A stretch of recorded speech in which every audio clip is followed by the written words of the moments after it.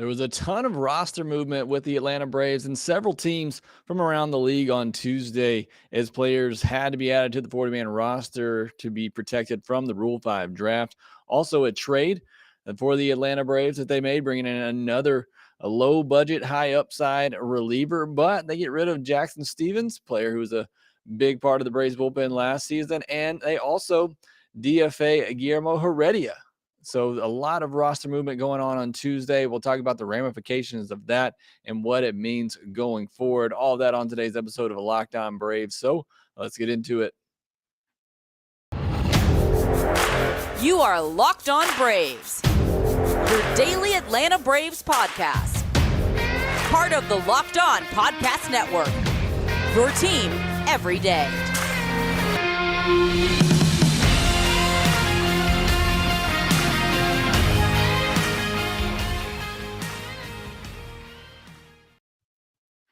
Hey, and welcome back to Locked On Braves, part of Locked On Sports Atlanta, where we cover your favorite Atlanta sports teams each and every day. I am your host, Jake Mastriani. You can follow me on Twitter at ShortstopBall. Also, make sure you follow the podcast on Twitter at LockedOn_Braves. Send in any questions, comments, or feedback that you have for the podcast. Make sure you subscribe to us on YouTube. If you're new, just got over 3,000 subscribers on YouTube, so really excited about that. Thanks for all your support there.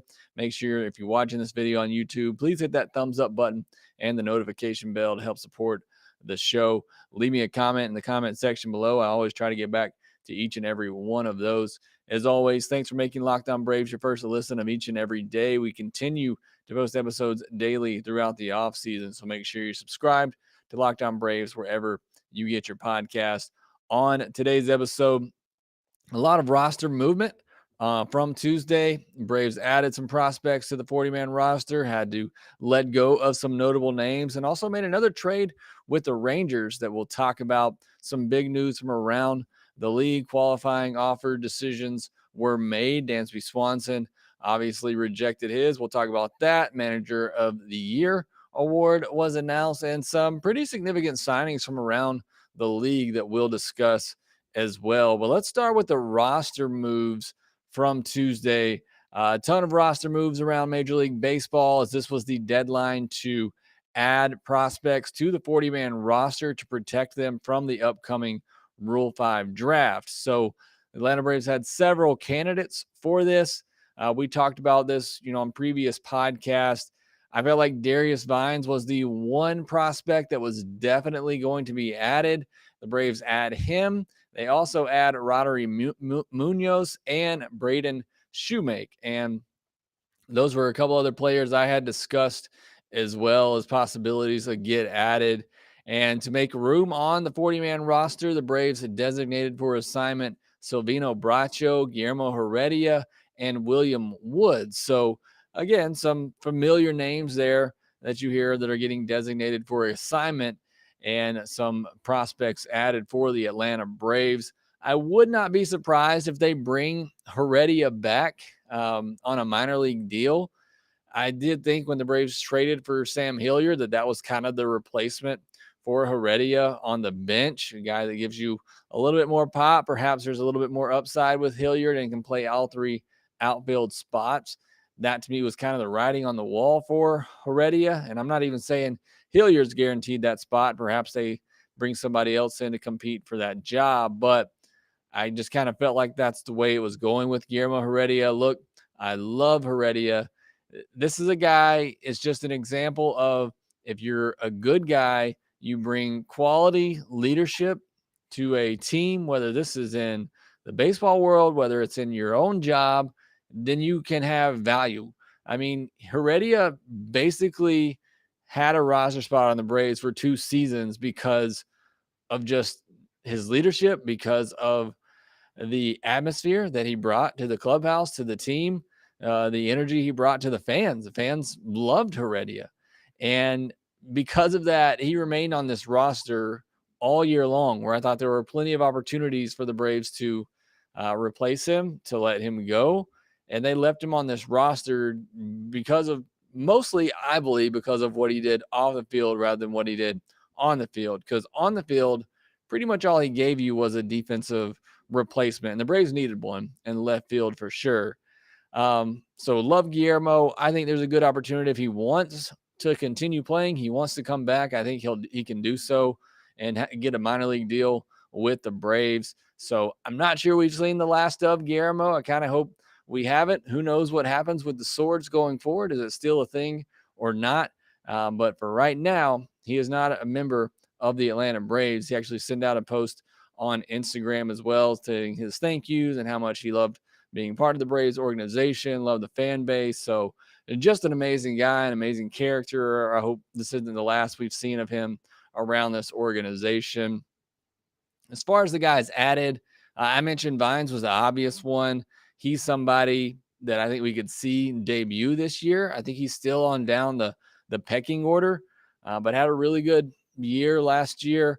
And again, I think, if injuries happen or if he just elevates his game a little bit, I think we could see Vines perhaps make a spot start or two this year for the Braves. Munoz is a guy I think you had to protect because he has a high velocity fastball. I could see a team grabbing him and then just throwing him into their bullpen and seeing what happens there. I think that's ultimately where he ends up. So I think it's smart by the Braves to protect him because I think the Braves could do the same with that as well. Maybe not this year. I think he still needs a little bit more seasoning, but perhaps next year could be a real candidate for the Braves bullpen.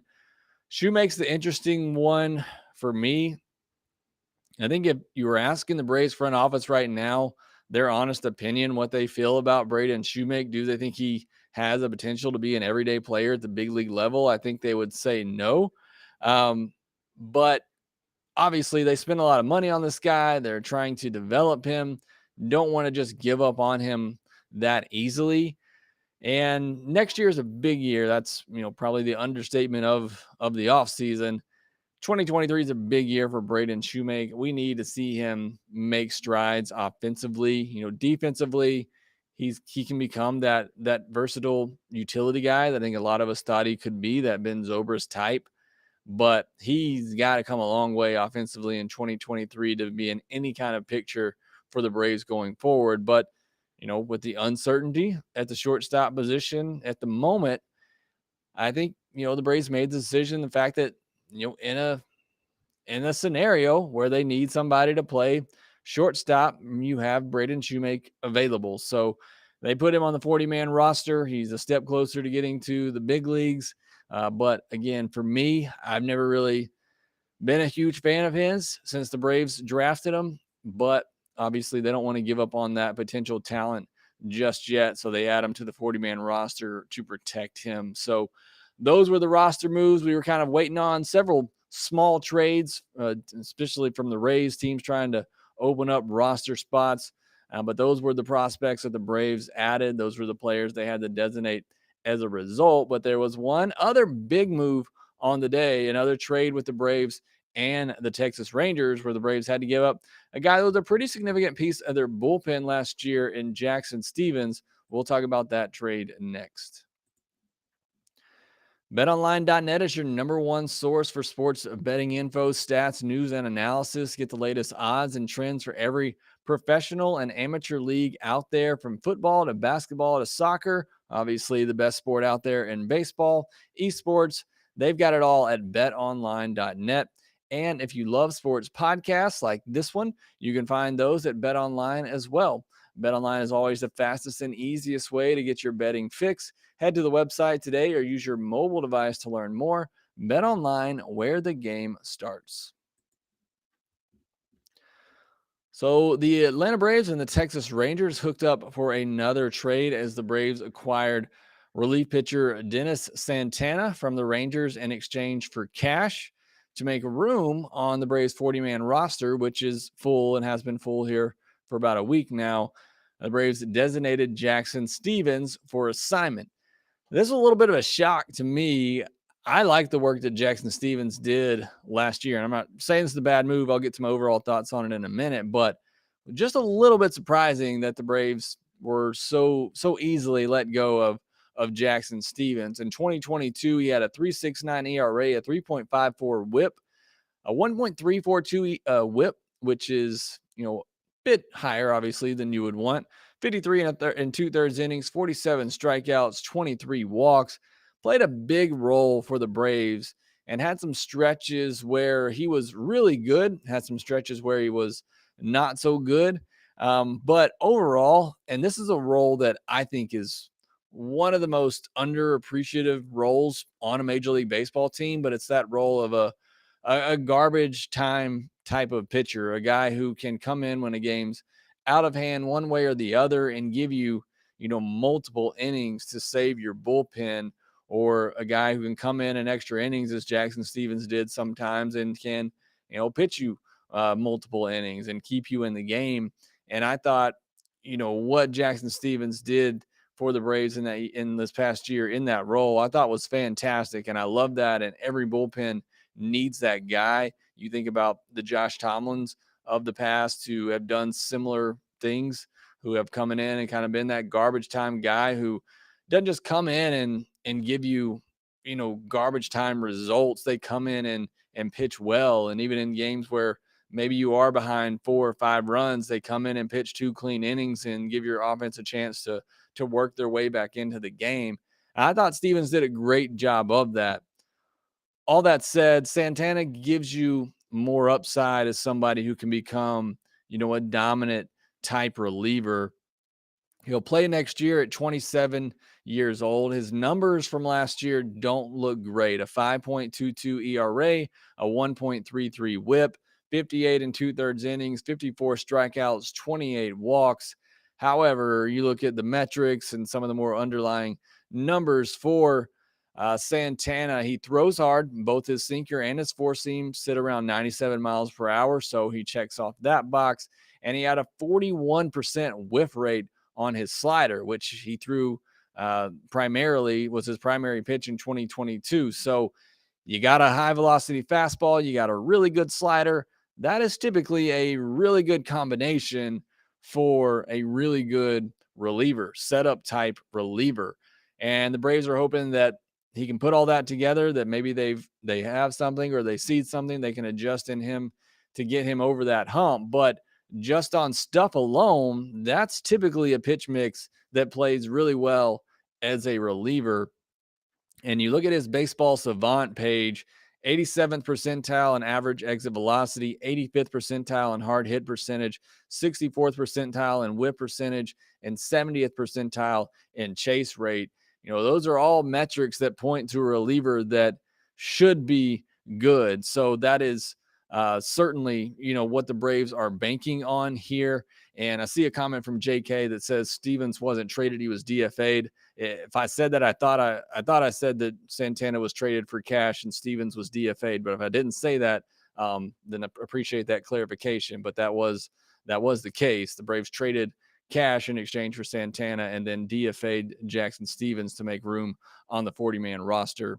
But going back to Santana, you look at what was not great for him last year. His K percentage was only in the 39th percentile. His walk percentage was in the 11th percentile. Again, those don't necessarily add up with what you see with the other metrics and his stuff, at least the K percentage. You would think this is a guy that strikes out a lot more batters than he did. So those are numbers hopefully the Braves will see some improvement can make some adjustments to kind of get him over that hump. And another low dollar key acquisition for the bullpen, a guy that if he puts it all together, if he breaks out, I think could be a really big move for the Atlanta Braves and be a really big part of that bullpen. We've seen it now with Nick Anderson. We've seen it with Santana. We saw it last year with them signing Kirby Yates, kind of getting some buy low candidates for the bullpen that, you hit on one or two of these guys and they become a big piece of your bullpen. That is a huge win. And you don't have to go out and spend high dollar amounts on some of the top free agent relievers out there. And I think that's, I talked about this on yesterday's podcast. I think that's going to be the strategy for Alex Anthopoulos this offseason with the bullpen, is just continue to bring in these guys on, incentivized deals, low money deals that are trying to prove something, whether they're trying to come back from injury or trying to come off a bad year. And perhaps they have some good peripherals as Santana has. I think we're going to see a lot more of those type of signings for Alex Anthopoulos and trying to piece this bullpen together. And I've said it all the time, bullpens are finicky year to year. So that's why you can't relax on that. You got to bring in guys that, hopefully you bring in enough guys with good stuff and enough of them have good years that you put together a really solid bullpen. So I like this strategy from Alex Anthopoulos. Other news of the day, Dansby Swanson officially rejects his qualifying offer. No big surprise there. So he continues his free agency tour. We'll see what happens there. But now if he does sign with another team, the Braves will get a comp pick. I believe that comes after competitive B round. So would be a good high signing for the Braves in the top 100 draft picks if Dansby Swanson does sign elsewhere. Obviously, I still think it's very good that he comes, I think it's very possible that he comes back to the Braves. As far as those who rejected the qualifying offer, Judge, Turner, Bogarts, DeGrom, Rodon, Nimmo, Contreras, Bassett, Rizzo, and Evaldi, and Tyler Anderson. Talk more about Rizzo and Tyler Anderson in a minute, but all those players rejected the qualifying offer, which means the Braves or any other team sign one of those players, they'll have to give up a pick in order to do so. Those who accepted the qualifying offer were Jock Peterson going back to the Giants and Martin Perez going back to the Rangers. I want to mention Jock Peterson because a lot of you in the chat this offseason have already asked if the Braves would go sign Jock Peterson. That's definitely not happening now. He's making over $19 million in 2023 to play with the Giants. So the Jock Peterson reunion will have to be put on hold because he accepted that qualifying offer. Was honestly surprised he got one. And it would have honestly been dumb had he not accepted that. So that is a big payday for Jock Peterson for 1 year. But maybe that reunion will happen next off season, but definitely not in 2023. And then manager of the year was announced on Tuesday night as well. Brian Snitker finished third. Buck Showalter was the winner in a very, very tight race. I believe Showalter got 8 first place votes, David Roberts 7, and Snitker 6. I believe it was something like that. Either way, it was a very tight race. I said beforehand, I don't understand how you vote for Buck Showalter over Brian Snitker. They won the same amount of games, and the Braves won the division, and the Mets had a much higher payroll. I don't understand the logic. I love Buck Showalter. I think he's a great manager and certainly, a worthy candidate, but I just don't understand the logic for voting for him over Snitker when Buck Showalter had a 10.5 game lead. Snitker and his team overcame that to win the division, and yet Showalter gets voted best manager with a payroll that's skyrocketing. But either way, Showalter won the award. Snitker finished third. I think Rob Thompson, I know all the voting comes in before the postseason. Even with all that being said, the team he took over, a coach that got fired, and his team rallying around him to make the postseason, I think he should have won regardless of what happened in the postseason. So either way, that award is come and gone, and the Braves miss out on that one. But a couple more awards coming up throughout this week. All right, next I want to talk about some other news from around the league. Had some big signings on Tuesday as well. We'll talk about those next, and I'll take some of your comments and questions. Appreciate all of you who stuck around late to join me on this one. I'm sorry for starting so late, but glad we are able to get here to talk about some of these things and got a lot of news. Enjoy these days, even with the small news items that we have, because there will be days in the off season, especially around the Christmas break, where we'll be begging for news like this. So take advantage of these days where, a small trade of Santana for Jackson Stevens seems like a small move, but it gives us a lot to talk about. But there was some other bigger news around the league. Anthony Rizzo, who rejected that qualifying offer to sign back with the Yankees for 2 years and $23 million with a 2025 option. So Anthony Rizzo returns to the Yankees. Tyler Anderson, who had a qualifying offer from the Dodgers, turns that down and signs a 3-year, $40 million deal with the Angels, which is Interesting. Obviously, the Angels are up for sale, but they're still spending money, which I'm glad to see because I want to see Mike Trout and Shohei Ohtani in the playoffs. So hopefully that signing works out good for them and their starting rotation, which I know has been a problem with the Angels for a year. Perry Managian over there running the Angels now, obviously coming from the Braves. So good luck to him in that deal with Tyler Anderson.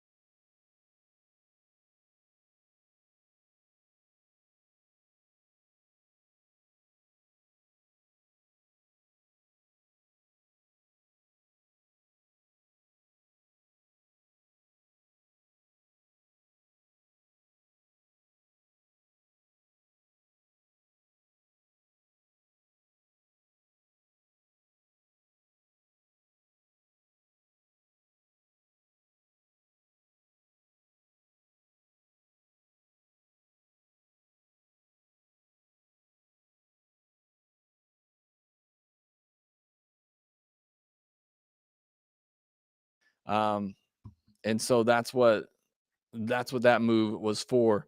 I think I may have lost connection there. I apologize for that. I'm going to go ahead and wrap things up here.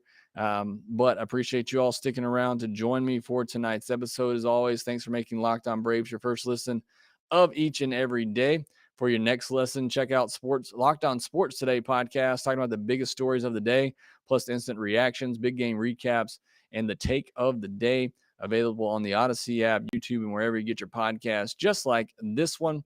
Again, thanks for giving us a listen. Make sure you follow us on Twitter at @LockedOn_Braves. Follow me at ShortstopBall. Make sure you rate, review, and subscribe to the podcast wherever you get your podcast. Apologize for those in the chat having some connection issues. I didn't get your question answered. Make sure you ask them in the comment section below on YouTube, and I'll get to them there. But again, that will do it for this episode, and we will talk to you next time.